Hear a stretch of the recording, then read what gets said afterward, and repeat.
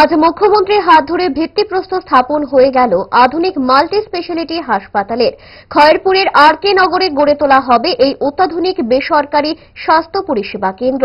ভিত্তিপ্রস্তর স্থাপন অনুষ্ঠানে প্রধান অতিথি হিসেবে উপস্থিত ছিলেন রাজ্যের মুখ্যমন্ত্রী ডক্টর মানিক সাহা। মুখ্যমন্ত্রীর সঙ্গে উপস্থিত ছিলেন বিধায়ক রতন চক্রবর্তী, রাজ্য স্বাস্থ্য সচিব কিরণ গিত্তে সহ সিজা হাসপাতালের chairman cum MD doctor Palin Khumdung বাম।